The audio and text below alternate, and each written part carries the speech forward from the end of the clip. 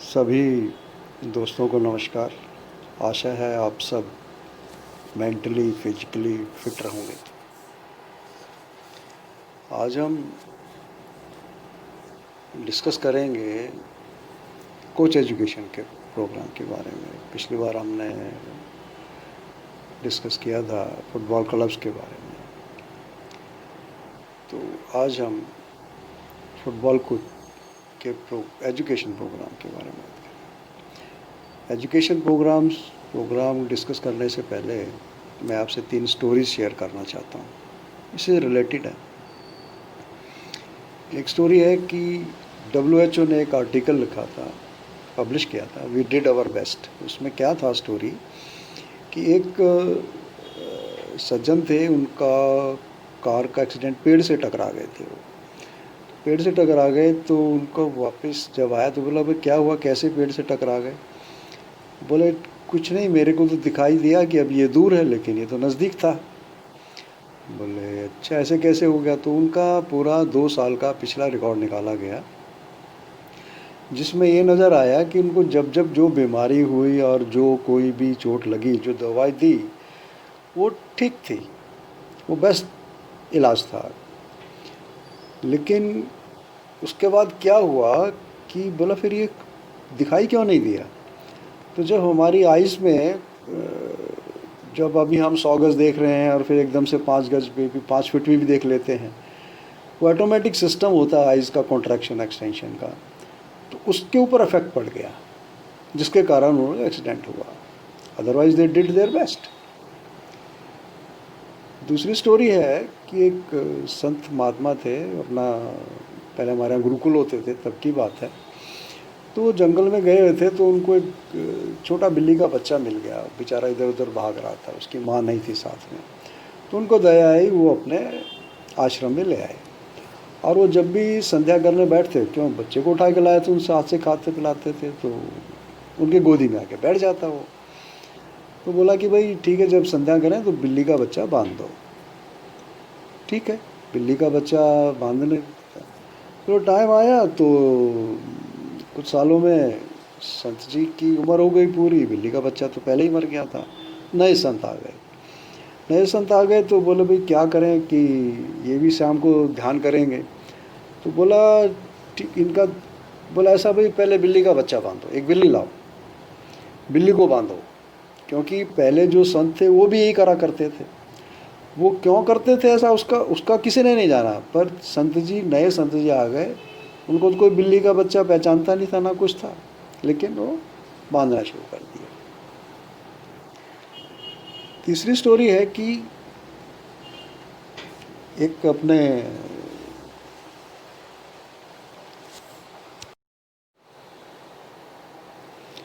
और तीसरी स्टोरी है कि एक जो जब पहले क्लास टेस्ट होते हैं तो क्लास टेस्ट में एक आया कि दिल्ली पर प्रस्ताव लिखो, ऐसे राइटिंग। तो जो आगे बच्चा होशियार बैठा था, एक कमज़ोर बच्चा उसके पीछे बैठा था, उसकी नकल मार रहा था वो। तो उसने क्या किया कि उसने लिखा दिल्ली भारत की राजधानी है, दिल्ली में जंतर मंतर है, चिड़ियाघर, जो भी कुछ था उसने लिखा। जब धीरे धीरे वो लिखते लिखते आता है तो नीचे पेज पर लिखने लगता है, तो पीछे वाले को दिखाई कम हो जाता है। तो उन्होंने क्या करा कि उसको दिखाई नहीं दिया, उस आगे होशियार बच्चा था, उसने लिखा दिल्ली में कुतुब मीनार है। अब उसको समझ में नहीं आया दिल्ली में कुकू, उसने कहा दिल्ली में कुकू बीमार है, तो मीनार का बीमार उसने समझा। तो ये 3 स्टोरीज हैं जो रिलेटेड हैं। आगे अब आ गया कोच एजुकेशन। कोच एजुकेशन का मतलब है कि प्लेयर है उसको कोच बनाना है, यही होता है। एक ट्रांजिशन है कि प्लेयर से कोच बनने का, उसको हम कहेंगे एक कोच एजुकेशन। और ये अगर आप गूगल पर सर्च डालिए तो हर एक कंट्री का अपना एक सिस्टम है।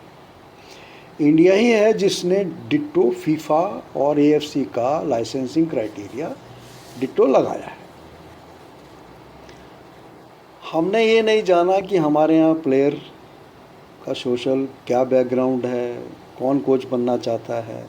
हमने वही 3 कहानियाँ उठा के वी डिड आवर बेस्ट। और संत जी आ गए तो बिल्ली बांधो भाई, और दिल्ली में कुकू बीमार है। हमने अपनी सोसाइटी को समझे बिना हमने डिटो कर दिया और हम कहेंगे वी डिड आवर बेस्ट। देखो जी, हमने तो फीफा के इंस्ट्रक्शंस कर। हमारे यहाँ प्लेयर जिसको हमने कोच बनाना, वो पैदा हो जाते हैं, पैदा करे नहीं जाते हैं। आपको पता ही है, हमारे यहाँ कोई स्कीम ही नहीं है, ना अंडर 8 के लिए, अंडर 12 के लिए। 12 to 16 की कुछ स्कीमें हैं, 16 से अबव की भी कोई स्कीम नहीं है जो एक रेगुलर कोचिंग हो। यूरोप में तो ये सारा सिस्टम है। तो वहाँ जो एक प्लेयर जो बनता है वो एक प्रोसेस से बनता है। उसको पता है कि warm up, fitness, technical training क्या होती है, एसएसजी क्या है, ट्रेनिंग एड्स कौन कौन सी, उसे पता है क्योंकि एकेडमी से निकला हुआ है वो। राइट फ्रॉम 5-7 ईयर्स टू जब तक वो 25-30 साल का होता है, क्लब ज्वाइन कर लेता है, सब पता होता है कि उसको क्या है। हमारे यहाँ तो बस अब जो बेस्ट है वो हो गया, वो सब अंधों में काना राजा वाली बात है, वो आता है। इवन जब एनएस में भी हम लोग थे, पढ़ाते थे, 15-15, 20-20 साल वाले बड़े अच्छे क्लबों में खेले, अच्छे प्लेयर, खूब अच्छे प्लेयर, इंडिया भी खेले हुए हैं, जब वहाँ एनएस करने आते हैं तो वो सरप्राइज़ होता है कि सर ये बातें तो हमें पता ही नहीं थी कभी जो यहाँ आप बता रहे हैं। अगर ये बातें हमें पहले पता होती तो हम बहुत अच्छा खेल लेते। मतलब हमें भी सरप्राइज़ होता था कि ये नॉर्मल चीज़ें हैं, लेकिन वो तो बस पैदा हो गया, जैसे जंगल में फ्रूट पैदा हो गया, हमने खा लिया, हमने ठीक है जी, जो जो हमने बनाया नहीं। तो अब एनएस की बात हो रही है, एनएस कैसे आया? भारत की इंडिपेंडेंस के बाद 47-48 में पहले ओलंपिक्स में हम लोग पार्टिसिपेट किया, तो वहाँ देखा तो वहाँ तो कोचेज़ आते हैं, इंडिया में तो कोच ही नहीं है। तो यहाँ स्टार्ट हुई राजकुमारी अमृत कौर स्कीम। महाराज ऑफ पटियाला का पैलेस आज भी है, डोनेट 250 एकड़ में, ब्यूटीफुल प्लेस। मैं सबको रिकमेंड करूँगा, जो वहाँ नहीं गया एक बार जाके आइए। तो वहाँ पर 3 महीने का कोर्स शुरू हुआ, फिर उसको 6 महीने का किया, साल का, फिर 3 साल का भी किया, फिर 2 साल का किया, काफ़ी एक्सपेरिमेंट हुए। लास्ट में हुआ कि भाई ठीक है, 1 year course is sufficient to transit from player to coach.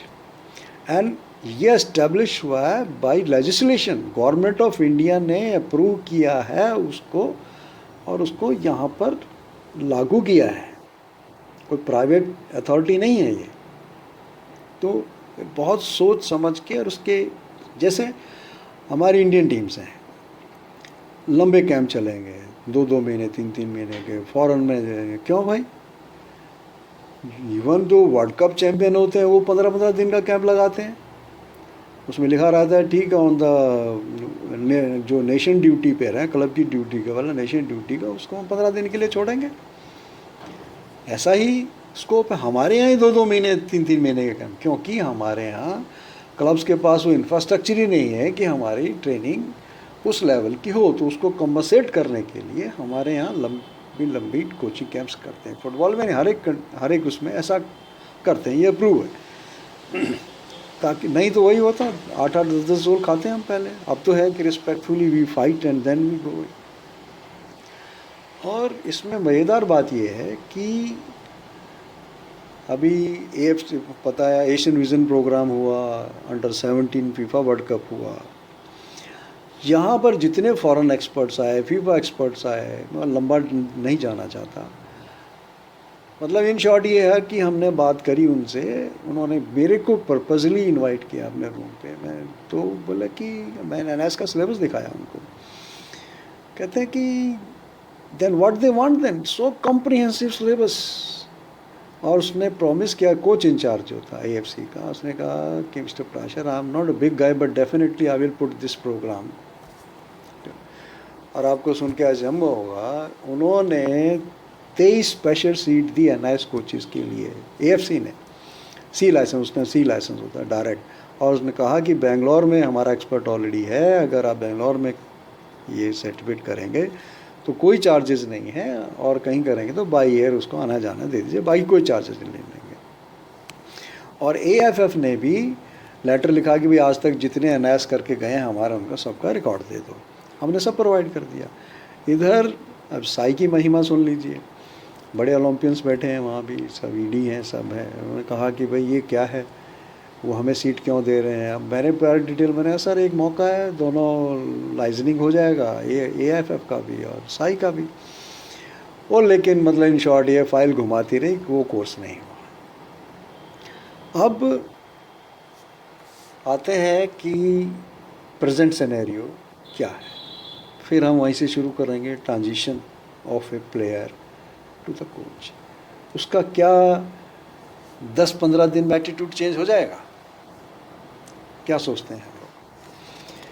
और जो कभी किसी ने फॉर्मल कोचिंग ली ही नहीं है और वो उसको आप कोच बना रहे हैं 10 दिन में, 4 दिन में, कोई 5 दिन का कोर्स है, 15 दिन का कोर्स है, क्या वो टर्न हो जाएगा?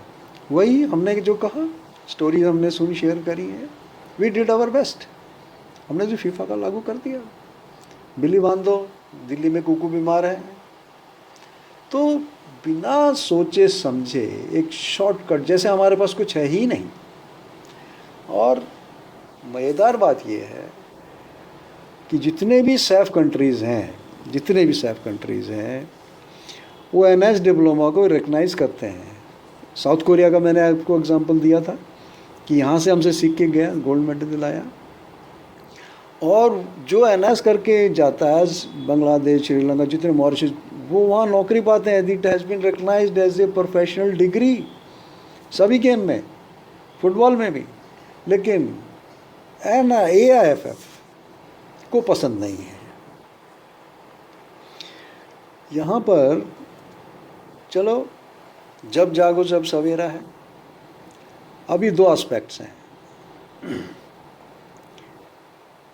एक बार ऐसे ही UGC ने कंपलसरी कर दिया, UGC ने गाइडलाइंस निकाली कि PhD कंपलसरी है, PhD के बिना आपको प्रमोशन नहीं मिलेगा। तो देखा गया जो सीनियर्स थे, जिनके स्टूडेंट्स अभी PhD कर रहे थे, वो तो उम्र नहीं है वो PhD करने की, तो क्या करा जाए। तो उन्होंने कहा अच्छा ठीक है, जिसको 20 साल हो गए हैं, दे आर इक्वलेंट टू, जिनको 20 साल का एक्सपीरियंस है, they are equivalent to PhD। जो उसके बाद जो फ्रेश आएंगे उनको PhD कंपलसरी है। तो एक सॉल्यूशन निकाला और सबको कंपनसेट कर दिया, तो फिर ठीक रह गए। हम भी इसी तरह कर सकते हैं कि भाई ठीक है, जिन्होंने NIS करा 20 साल हो गया, A दे दो, A प्रो मत दो, चलो A दे दो। 15 साल हो गए, उसको B दे दो। जिसको 10 साल हो गए, C सर्टिफिकेट। और बाकी फ्रेश तो वैसे भी आज AIFF जाके वहाँ कराती ही है। इससे क्या होगा कि कोई लायबिलिटी भी क्रिएट नहीं हो रही है, एक खाली आपको इक्वलेंसी देनी है। और फीफा ने ये कहा हुआ है, और इक्वलेंट गाइडेंस है, गाइड प्रोवाइड करता है, इक्वलेंसी आप कर दीजिए। उसमें क्या होगा कि कोई लायबिलिटी किसी क्रिएट नहीं है, आप इक्वलेंसी दे रहे हैं, कोई नौकरी नहीं दे रहे हैं किसी को भी, ना फोर्स कर रहे हैं किसी क्लब को, ना AIFF के ऊपर कोई फोर्स है कि भाई आप, ना ही गवर्नमेंट के ऊपर कोई फोर्स है। आपको सिर्फ इक्वलेंसी देनी है, आपको चॉइस हो जाएगी। क्लब्स की मर्जी है, आपकी AIFF तो खुद मालिक है, किस कोच को रखना है नहीं रखना, उनको उससे इक्वलेंसी करने से क्या हो जाएगा, चॉइस हो जाएगी। और जो एक गैप है बीच में, वो गवर्नमेंट और AIFF में वो काफ़ी हद तक कंपनसेट हो जाएगा। इसी तरह ही NIS को भी अपने एडमिशन के क्राइटेरिया में थोड़े चेंजेस करने पड़ेंगे। लिख के दिया हुआ है, let us see how it happens. जब से ये किया गया है कि संतोष ट्रॉफी का प्लेयर, संतोष ट्रॉफी जो होती है वो वहाँ रजिस्टर्ड है, संतोष ट्रॉफी, BSRI ट्रॉफी है, उनको रिकग्निशन है गवर्नमेंट में, लेकिन आई लीग और ISL को नहीं है। तो जब वहाँ क्राइटेरिया जब बनता है, तो अब आई लीग वाले संतोष ट्रॉफी नहीं खेलेंगे, अब ये हो चुका है। तो जब से ये हुआ है, तो जो आई लीग और ISL के प्लेयर हैं वो NIS के लिए एलिजिबल नहीं है। इंडिया खेल लेंगे तब भी एलिजिबल नहीं है, क्योंकि वहाँ इंटरनेशनल का मतलब है जो एशियन गेम्स, ओलंपिक्स और वर्ल्ड कप खेले। और ये फुटबॉल टीम तो क्वालिफाई करके जाती नहीं है, और भी टीमें नहीं जाती इसी तरह, हॉकी को छोड़ के कोई टीम गेम्स है ही नहीं। तो इसको करना पड़ेगा कि गवर्नमेंट को भी क्या करना पड़ेगा कि अपने उसमें ISL आई लीग को इक्वलेंट टू संतोष ट्रॉफी करना पड़ेगा। इसके लिए जो प्रोसेस है वो करें। तो इससे क्या होगा, दोनों मिलके इंडिया की डेवलपमेंट के लिए अपना अहम छोड़ के इंडिया की डेवलपमेंट के लिए एक फ्लो बनेगा। आपको एक्सपीरियंस कोचेस मिल जाएंगे, आपके आई लीग को भी मिल जाएगा। क्योंकि अभी जो हमने पिछले इसमें अभी मैं इसलिए इसको डिस्कस किया, अभी मैं एक प्रोजेक्ट के साथ अटैच था पिछले 3 साल से, और उसमें करीब हमने 100-150 कोचेस का इंटरव्यू किया और हमने करीब मोर देन 80 करीब रखे।